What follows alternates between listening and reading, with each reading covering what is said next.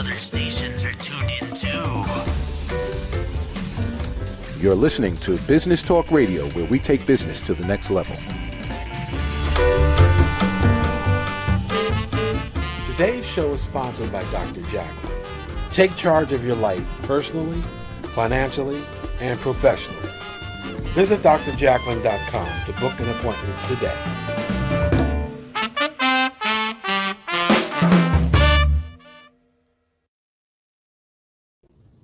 Hello and welcome to Rapping with Dr. Jacqueline, A Better You. Lessons from the best coaches, consultants, and trusted advisors. I am your host and executive producer, Dr. Jacqueline Kerbeck, and I am a certified life and career coach. We are live streaming today from Business Talk Radio and social media. And here to join me is the wonderful, dynamic, phenomenal, best partner and co-host you could ever have, Mr. Al Cini. Hi, Al. Thanks, Dr. Jacqueline. I appreciate it. It was a glowing intro, and I really appreciate that. This is such a great opportunity for me, and I think for our audience. We're spotlighting some of the world's finest coaches, consultants, and trusted advisors, giving them an opportunity to present their life lessons to our audience. I think it's a great forum, and we couldn't have picked a better presenter today than Jeff Nischwitz. Jeff is somebody that we met on Rapping with Dr. Jacqueline a couple of weeks ago. He's an executive coach. He's a snow globe shaker. Maybe he'll spend a minute telling us about that, and has really a very interesting slant on leadership and how leaders actually work and navigate in the world and how they make a difference. So I'm really looking forward to today's presentation. As am I. And Al, we are really lucky to have a really stellar person as a panelist with us today. We were lucky to interview her earlier. Her name is Maarti DeFonce, and she's the Chief Experience Officer at Engagement. So she will be a panelist, and the format of this show, and by the way, I look rather small, don't I? You look a lot bigger than I do. That's a very big set behind you. Huge set. Oh, anyway, the format of this show is that Jeff will present for 15 minutes. We'll put up a timer that was designed by some creative genius, and we'll just be enjoying hearing his presentation. And then afterwards, we as the panel, the two of us and Maarti, will discuss his presentation and have him weigh in on it as well. That'll be great. All right, so let's bring Jeff onto the program. Jeff, welcome. Hi, Jeff. Hey, Jacqueline. Hey, Al. Good to see you both again. Good to see you too. And let's bring Maarti onto the program. Hi, Maarti. Hello. How are you guys? Welcome back, Maarti. Wow. So, Jeff, before you get started, I don't want to take any thunder away from your presentation, but what is a snow globe shaker? Well, it's a disruptor. And really what it is, it comes from the idea, the metaphor of a snow globe that I came up with a few years ago when I realized that snow globes exist for one reason, and one reason only, and that is to be shaken. Then I started asking people about it and found out that most people never shake their snow globes because the snow globes are good enough as they are. They're pretty enough, they're decorative enough, but the magic and the reason for the snow globe is to be shaken. So part of my leadership and life message is we need to continually shake our snow globes. We need to shake things up, and we also have to make real shifts in how we do things, how we see things, how we speak things, or else everything, once you stop shaking, quickly starts to settle, just like a snow globe. So it's a reminder to keep shaking things up. And as you know from our last conversation, a lot of people have challenged me in 2020 to say, Jeff, I don't need to be shaken anymore. I've been shaken enough by everything that happened in the world. And I say, no, absolutely. You need to actually shake more, because if you don't shake internally, when the world is shaking externally, you're going to be slammed around like a rag doll. So 2020 and going forward requires even more snow globe shaking. And that's what I do with my clients. I help shake their snow globes and empower them to keep shaking the rest of their lives. I love just thinking about a snow globe, and as you were talking, imagining, shaking things up. Are you a snow globe collector? Have you ever been? You know what's funny about this? This idea hit me on stage about 3 years ago. Never thought about a snow globe, didn't own a snow globe. But since then, I am now a collector. I buy a new one everywhere I go. I have 3 or 4 big ones that I use when I speak on stages. And I get some sort of snow globe every new city I go to. And I have rules, like if I'm passing through an airport, doesn't count. So I just was in, where was I? I was just in Pinehurst Golf Club in North Carolina this past week. I'd been there, but not since I got a snow globe going. So I got myself a snow globe from Pinehurst. So yes, I have about 90 of them right now. Wow. Wow. Oh my gosh, that's a lot of snow globes. That's a lot of snow globes. Well, good for you. So, Jeff, I'm wondering if you'll tee up your presentation. What will you be telling us, and what would you like us to take away from your presentation? Yeah, so I'm going to talk about some lessons I learned that everybody can live, but I learned them and really deepened these lessons on a walking journey I took in 2017 to a place called the Camino de Santiago in northern Spain. It's a over 1,000-year-old pilgrimage journey. And it's about some lessons I learned there that you don't have to do the walk to learn them. But I'm going to be talking about presence, and I'm going to be talking about walking backwards predominantly. And that happens to be the title of my book about the experience, which is Just One Step, Walking Backwards to the Present on the Camino Trail. So I'm going to be talking about the gifts that we give and also receive of living in the present, and also about kind of a unique idea, a snow globe shaking idea about walking backwards in our life and leadership journey. Interesting. Really interesting. I can't wait to hear it. What we're going to do is we're going to take a quick break, so this way we don't have to interrupt you when you're doing your presentation. Sound good? Absolutely. All right, stay with us here on Rapping with Dr. Jacqueline presents A Better You. We'll be right back. Hi everyone, I'm Mindy Thomas, founder of Thomas Career Consulting. If you are dealing with the stress of having been terminated or being laid off, considering a career change, or you simply cannot land a job with your current resume, you came to the right place. My professional expertise centers on being trained in 2 distinct areas, career counseling and career marketing. I am also the host of Career Chat, a weekly talk show which appears on RVN TV. My end game is helping you to overcome the self-doubt, the fear, and the other barriers you are facing right now in a very tricky, perplexing, and complicated job market.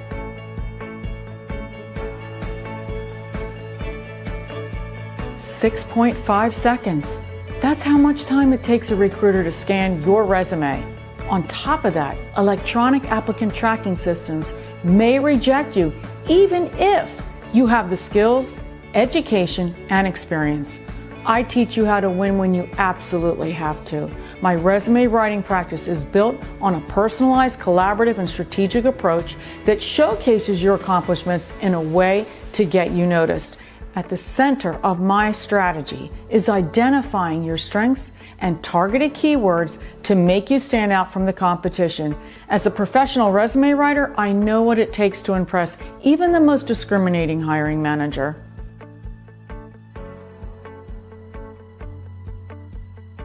Changing careers, launching a new one, overwhelmed or stuck in a dead-end job? I have more than 2 decades of experience as a Georgetown-trained leadership coach, resume writer, career counselor, and recruiter. So whether you're a student, a top executive, or simply struggling to find your own career identity and you're feeling lost, you can count on me to lead you through the journey of self-discovery. I will formulate a step-by-step plan that begins with the assessment of your skills, your interests, your values, and your personality, and then explore the opportunities that are best suited to align with you. In essence, what makes sense for you? With 25 years of business experience, I have been privileged to work with a diverse group of adults, from young high school students to the millennials, the generation X, Y, and Z, and boomers. Let me put that to work for you.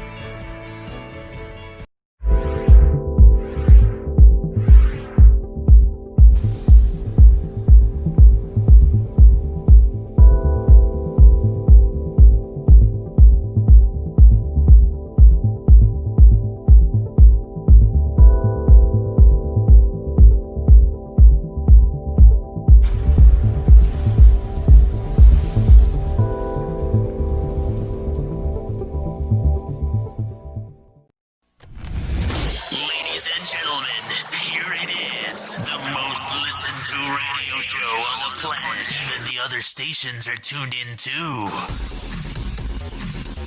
You're listening to Business Talk Radio, where we take business to the next level.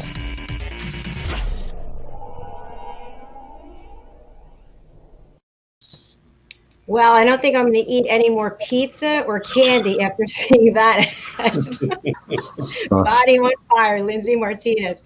So welcome back to Rapping with Dr. Jacqueline presents A Better You, lessons from the best coaches, consultants, and trusted advisors. And up to let us hear from one of the absolute best is Jeff Nischwitz. Jeff, are you ready for your solo? I'm ready. Bring it on. All right, I'm going to solo you, and then let me get the timer, and go ahead. It's all yours. Well, thank you. Thank you. As I said in the opening piece, I'm going to share some ideas. I mean, simply call them life lessons. I know that's kind of cliche these days. Life perspectives might be even better. That I wouldn't say I fully learned, but I really deepened on an experience I had a couple of years ago on a place called the Camino de Santiago. Some of you will have heard of it. Some of you will have not. I encourage you to check it out. It's over 1,000 years old. It is a walking pilgrimage route in northern Spain. I won't give you the whole history, but to give you an idea, there's one path called the Camino Francés, and it involves walking from France to a town in Spain called Santiago de Compostela. The full walk is 500 miles. I did 200 miles of that on my walk and ended up writing a book that I came out earlier this year called Just One Step, Walking Backwards to the Present on the Camino Trail. So what I want to share with you again are some lessons that I got deep in there. And, you know, some people say, why should I listen to you? Well, you can listen because it's nice. But the main reason is what I want to share with you is the ability to create a state of being in your life where you are unstoppable, something people would love to have and think it's not possible. It does exist. I'm going to tell you how. And also a very disruptive way of looking at what's going on in your life, your business, your relationships, to have some really profound different outcomes. That's about walking backwards. So let's talk about unstoppability. What I realized was that the key to being unstoppable in our lives is pretty simple. And that is to find our way back to living fully in the present moment. And I say come back to it because as I was writing the book, what I realized was I've always thought that changing my life, including being more present with myself and with others, was this journey forward.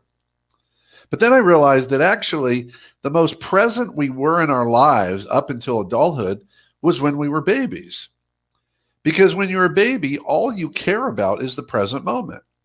You know, if you're hungry, you cry for food. If you're sleepy, you sleep. If you need change, you make noise to get changed. All that matters is in the moment. And they also say that babies are born with no fears except sometimes one or two. And one is loud noises and one is a fear of falling. Perhaps because we've been carried above ground for a couple of feet for 9 months. So as children, we are born with no fears, but then we learn how to be afraid. We learn what to be afraid of. We are taught often by people around us who love us and are well-intended things we should fear. And yes, it's good to have some fear, but most of our fears are really just stories in our head about what might happen, and 99.5% of those things never even happen. So what I realized was that when we're not present, we engage in time travel, and not in a good way. So we travel into the past and we carry along regrets, disappointment. Shame is one of our emotions that we carry from the past. Shame isn't about what happened today. It's about something that happened yesterday. We carry around an anger because of something that happened in the past. And we time travel into the future with fear because fear is about something that hasn't happened yet, but it might happen in the future. But in the present moment, There is no fear because we're not time traveling. There's no regret. There's no shame. There's no anger. In fact, I remember having I'll call it an argument with one of my coaching clients a couple of years ago who was really embracing the idea of being present. He said, I'm becoming more present. And I was present yesterday when I had this argument. And I paused a minute and I said, well, I can tell you for a fact when you had that argument, you were not present. And he said, how can you tell me anything for a fact, Jeff? And I said, well, what were you feeling during the argument? And right after the argument, he said, I was really angry. And I said, well, if you were angry, I guarantee you were not present. And he said, come on, you can't know that. And I said, I do. In fact, I will bet you $100. And he said, okay, fine, I'll take that bet. And I said, well, when you were angry, what were you angry about? He said, well, I was angry about this argument I had 5 minutes before. I said, well, so you were angry about something that happened 5 minutes ago. That's in the past. He said, but I was present to my anger. I said, you were. You were present to your anger, but you weren't present when you were angry. And I'm not saying that anger is a bad thing. In fact, most emotions are actually really healthy. What's unhealthy is how they come out in our lives and how they show up in our lives. But when we start to understand that when we are really present, we have no regrets, we have no fear, we have no shame, we don't carry around disappointment, and we're not even going to be angry. In fact, that's where we experience the most joy in our life, because in that moment, we have what we need to keep us happy. That's how we experience joy. But if you think about most of your days, you're all over the place. And so there's really two kinds of presence I want you to think about. One is just being in the present for yourself. When you are present in the moment, you're your most effective, you're most focused because you're not distracted by other thoughts, including your to-do list. You're not afraid, you don't have regrets, and you're not carrying around any of the old stories that might be limiting how you see yourself. And that's why I say when we are really present in the moment, we are in a state of being unstoppable because there's nothing in our way in that moment. And the other thing to think about in presence is that when we are present with others, it is the greatest gift that we can give to another human being. And why I say that is that when you are present with another person, what you're telling that person in the moment is you are so important that I will not be thinking about anything else before, during, or after. All that matters right now is you. You are the most important person on the planet in this moment. And that's an amazing gift, one that some of us never get and don't get very often. So when we are present, we give a gift to ourselves and we give a gift to the people around us. Now, the challenge is, now that we understand presence a little bit better, how do we get present? Well, that's the tricky part. We live in a very distracted world, in a world that's designed to distract us. We have these phones and all sorts of other technology that is constantly pulling for our attention. But here's the thing you need to know about technology. The technology does not keep us from being present. When we put away the technology, it just means we're less distracted. So when someone says, I put my phone away, so now I'm present, I say, no, not really. Because if you're thinking about all the emails you're not looking at, when you're thinking about the text, when you're wondering if someone called you back, if you're wondering about the project on your laptop, you're not present. Because presence means the absence of anything other than what's in front of you right then. So let me give you a really quick tip on how to get present. And then you got to stay there, but we got to get there first. One of the simplest things we can do is take a breath. Now, you could literally go take a course. You could find courses right now online that says go away for 8 days and learn how to breathe. Great stuff, but you don't need all of that for this. All I'm talking about is taking an intentional breath where you just pause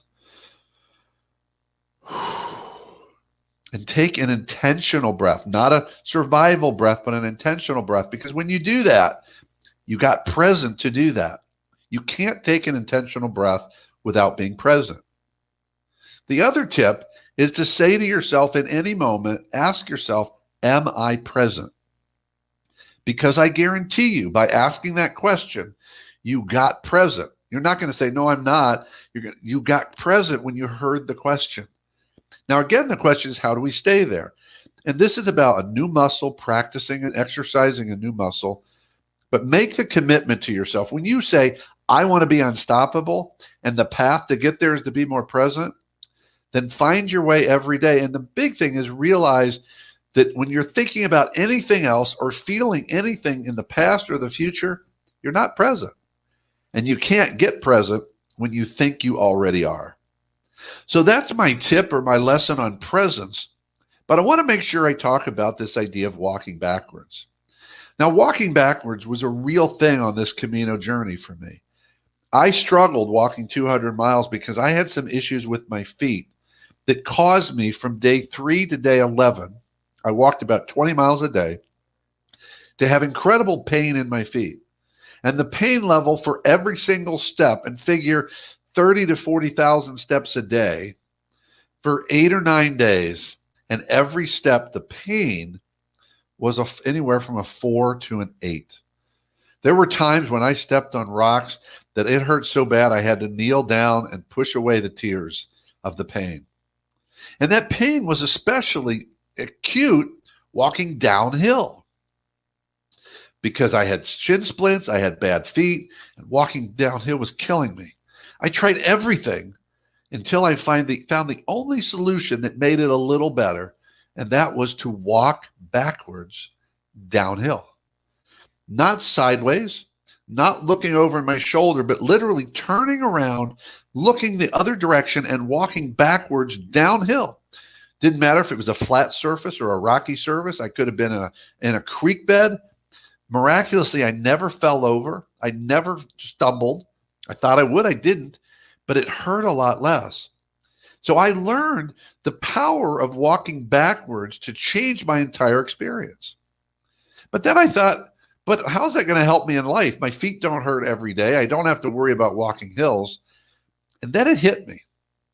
Most of the time, when we solve problems or challenges in our life or go after opportunities, we try and tweak things.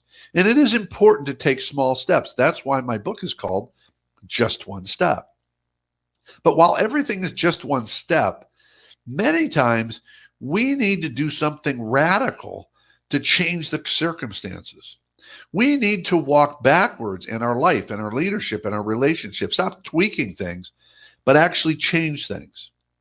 And let me give you a quick example to wrap up my time. So when I came back from Spain, one of my friends called me and he was struggling in his marriage. We got together, we chatted, and here's what he told me. He said, I need to have an emotional conversation with my wife.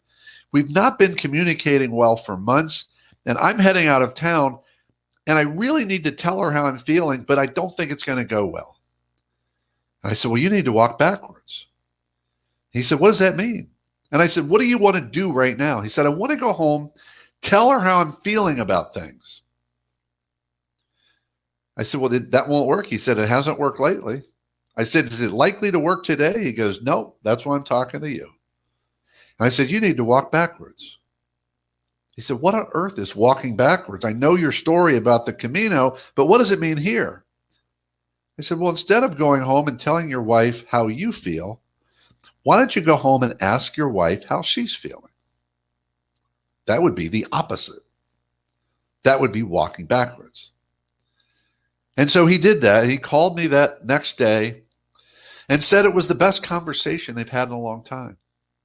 He didn't get to share how he's feeling, which he needs to, and it is important. His feelings were valid, but it wasn't working. And his wife said at the end of that conversation was this: thank you for this conversation. That's the most heard that I have felt in 6 months. And they continued from there. So where in your life do you need to turn around and walk backwards and do things differently? Even the opposite of what you've always done or what you think makes sense. That's what it means to be disruptive. That's what it means to be a snow globe shaker, as I talked about in the opening. So find your way to the present And the best way to get there is to walk backwards and do the opposite of everyone else in the world. And you will be unstoppable.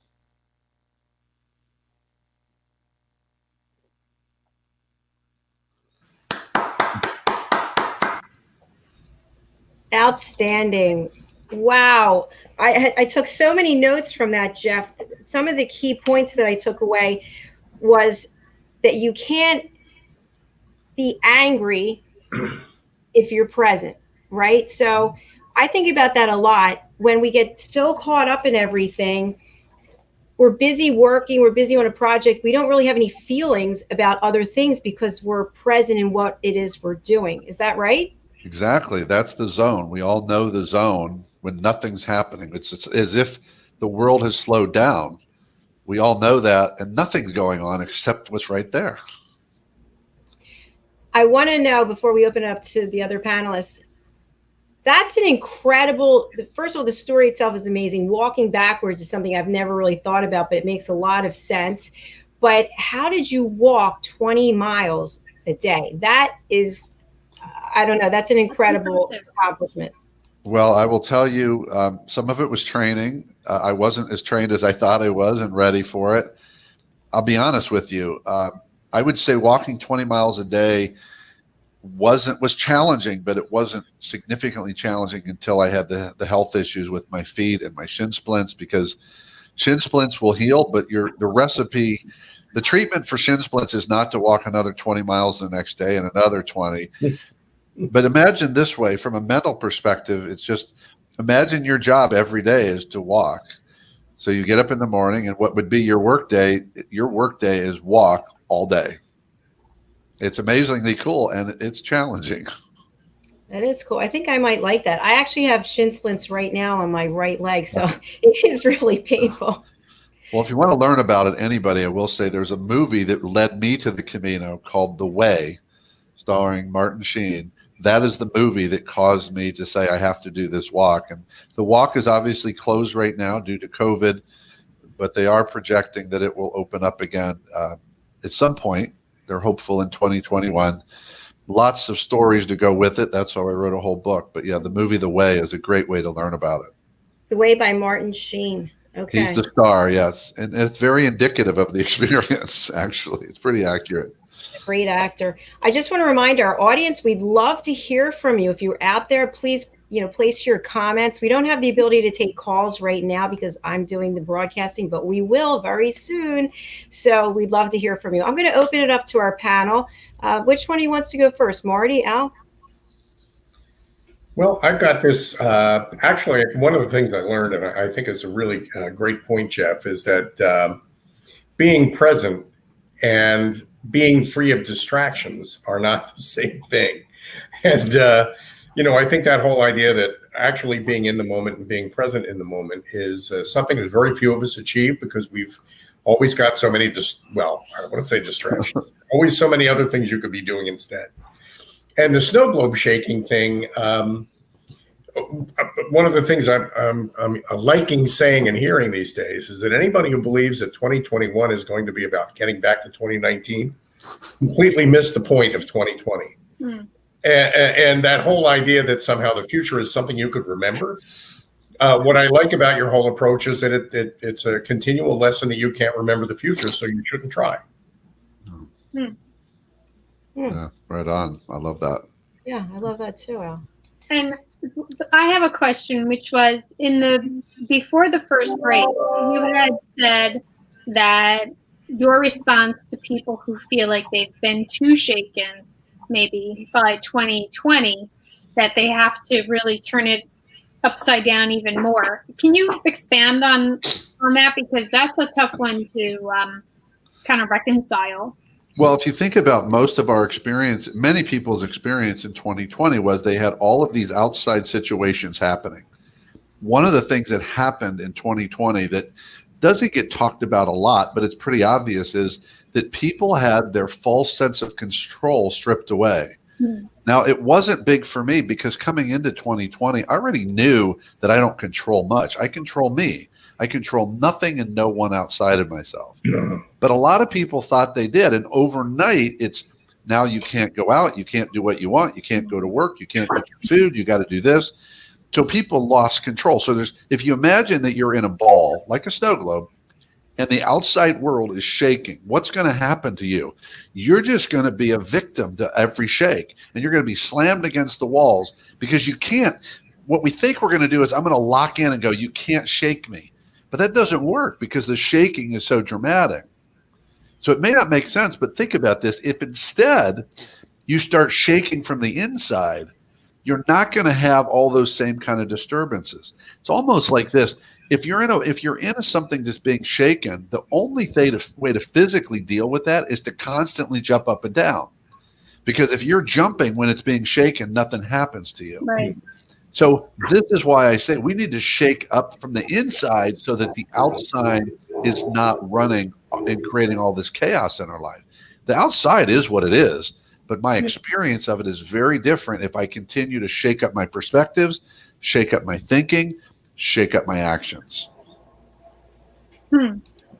Interesting. I guess I can't help but to think, well, like let's say that there's forces out there that you don't agree with what's happening, and you have to take a stand, perhaps, to not allow those things to keep going on. So I almost feel like, there's an argument to say, let the outside world shake, but how do you take a stand then? Which in essence might be walking backwards. Well, I can take a stand, but taking that stand, I still have to ask myself, because the answer is always going to be the same. I don't have the ability to control it. I have the ability to maybe influence it. Right. And then I can choose what action do I take to influence it. And that's the cool thing, because you hit it, Dr. Jacqueline. You said when we're really working and focused, we're usually present. But what happens was action is our best, some form of action and decision making is the best thing for us to do when we're in chaos or being shaken. Do something that we control. Yeah. But if all we do is sit and point at the distractions, like people come and say, Jeff, we got to do something about it. I said, awesome. What do you think we should actually do? Well, I have no idea. I said, well, there's the problem. Because if you don't come up with an action, all you're doing is talking about the disruption. And talk is not bad. It's a way we learn and grow. But ultimately, when people are, what I'm going to just say, they don't like a situation, I go to, well, what are you prepared to do about it? Yeah. If the answer is nothing, they say, well, stop talking about it. How is this serving you? Do something. How do these lessons play into, I know, Jeff, that another one of your journeys, your multifaceted person, is Carnivera, which is a leadership development program and ecosystem. How do these lessons about walking backward and being present play into that effort? Well, walking backwards, I gave you a personal example. The same thing is at work. Most of the time when we got a challenge at work or we've got an opportunity, we say, well, how are we going to deal with it? I'll give you a really quick example. So during 2020, when companies had started having shutdowns and lost the business, they were afraid, whether they admit it or not, and that's part of the problem. They were not acknowledging the fear, but were acting out of fear. Many companies, the first thing they did was cut payroll.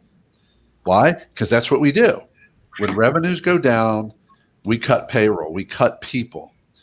But there are companies that I'm aware of that had huge losses in their business, and their first response was the opposite. The opposite. They said, we're not going to cut anybody, which I actually thought was almost crazy, which it is. It's crazy shaking it up. Big companies said, we're not going to cut anybody. We're going to figure out a way to keep everybody. You know what they did? They actually replaced, this is a company that needed to cut $10 million. And what they did is they went to all their people and they said, we're going to give everybody 4 weeks unpaid vacation off this year. And as a result, they saved $20 million. They saved double what they needed to save. And what was really fascinating is what happened is everybody wasn't equal. So it was harder for some people to take off 4 weeks than others. So some of the people who had better financial resources went to others and said, look, I'll take 6 weeks off so you can have, or I'll take 2 weeks off so you can have 6 and vice versa.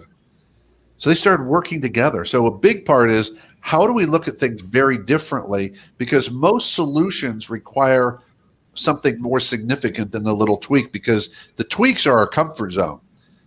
And here's one of the phrases I want to say to you, because it's hit me in the last couple of weeks, is that great discomfort always precedes great outcomes. Great discomfort precedes great outcomes. So if we're not really uncomfortable and in discomfort, we're missing something. So that's how I would say it shows up in business. And the presence part is really simple, because here's how the simplest way I can put it out. When it comes to your people, when you are present with your people, I don't care what your positions are, those people feel seen, heard, valued, respected, safe, and that they matter. And when you are not present with them, they feel unheard, unsafe, unseen, unvalued, and as if they don't matter. So we see right there, what's the impact of presence? It's the difference between a trusting, engaged, committed team and one that's disengaged, distrusting, and unproductive. It's that simple. All great points. I was just going to mention, as we're coming to the end of our show, believe it or not, we have time for one or two more questions. But Jeff, what are your thoughts about how presence is really tied to meditation? So I got my meditation teacher training certification, it's a mouthful, over during the pandemic. And it's not that easy to meditate. You have to actually practice. And once you practice it, you are present with yourself. And if you're present with yourself, then you can use that to be present with others. Thoughts? I think they're certainly very deeply connected, Jacqueline. Absolutely. I think meditation is a fantastic practice. In the past, I have practiced it in times in my life. I will say this, not suggesting this path, it just worked for me. I don't meditate anymore. And what I would say for myself, and what many people say about me, is, Jeff, you seem to live in a meditative state in your life. Like, my day is really that. And so what I'm not sure, Jacqueline, is this, still unknown for me, is I absolutely think that meditation as a practice and exercising that muscle helps us become more present. I also feel like finding our way to presence also feeds that meditative state. So I don't know if this is a chicken and the egg. I believe in meditation. I say absolutely practice it and learn how to do it. Don't get caught up in some of the old thinking means you have no thoughts. No, it's what you do with the thoughts. Because being present does not mean it's a 24/7 thing. It's how quickly do I realize I'm not and get back to the present. It's not about a permanent state. I don't pretend to be 24/7. I'm a lot more present. I'm present a lot. And the nicest compliment I get in my life is that people say, Jeff, you're the most present person I've ever met. I've never been around someone where I felt so the only thing that was happening here. And that's about a commitment and a practice. So it's really important, Jacqueline. And it's still part of my journey to figure out where it all fits together. Jeff, that's a huge compliment that you received. That really says a lot about your character, because most people are not present. And that is truly a gift when someone is. So kudos to you. Mr. Cini, do you have a question you wanted to ask? No, I was just going to say that this is simple and powerful and a very effective life lesson. And, I think an awful lot of leaders feel like when something bad happens, they're on the spot and they have to do something and everybody's looking to them. But the really, really good leaders are the ones who take a step back, ask everybody, what can we do to get through this? And instead of leading, they're learning, which I think is a big differentiator. And I guess that's what you do at Cardavera. That is one of the things we're talking to leaders about every day. If you want to speed up your outcomes, you need to slow up your leadership. That's important. Maarti, any comments that you have for Jeff as we close out the program?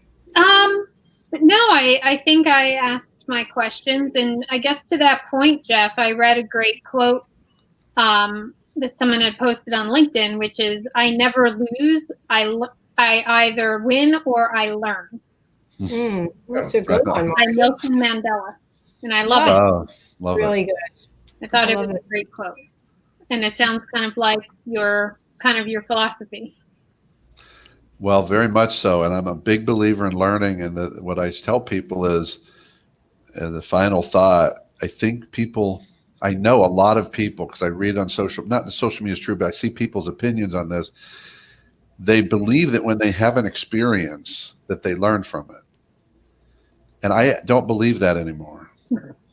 I think that learning is much more intentional, and it requires us to really scan what happened and how we were in it and how the situation was. Because what we really do learn is we have experience. If we have an experience we like, we want to repeat it, but we don't know how. And if we have an experience we don't like, we want to avoid it, but we don't know how. All we say is, don't let that happen again. Yeah. But it ends up happening again. Yeah. Because the learning is a process of intentionality, vulnerability, and awareness, and probably some help from some sort of outsider who can help us see things they can't see. And I think that 2020 is a real lesson in that, because I think someone on LinkedIn the other day said hundreds of millions of people learned to be resilient during 2020. And I don't think so, because resilience is not slugging through it. Resilience is not surviving things and sucking it up. And I think a lot of people sucked it up. And they didn't really learn to be resilient, because if it's something's coming again. I mean, whatever the thing is, our life is going to be disruption. And if you haven't learned those muscles, you're going to get shaken a lot. That's why you got to keep shaking it from the inside out. Great way to close out the program, Jeff. Really, you did a fantastic job with your presentation. Thank you so much, Maarti. It was a pleasure having you as a panelist.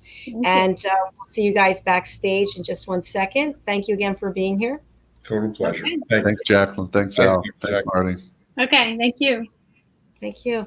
Al, I know you have to run, but that was truly a fascinating presentation. I love the idea of walking backwards and of being present. So we will talk about this further, and we'll have both of them back, because they're really great guests. We will. They're both great guests, great people to talk to, great thought leaders in their own areas. And, the more obvious it becomes to people that you just can't keep going the way you've been going, that you need to shake things up, the more people are willing to experiment with their lives in a certain way to try to see if they can't get a different outcome by changing things up. I think the better off we all are. And you know what else? Final comment.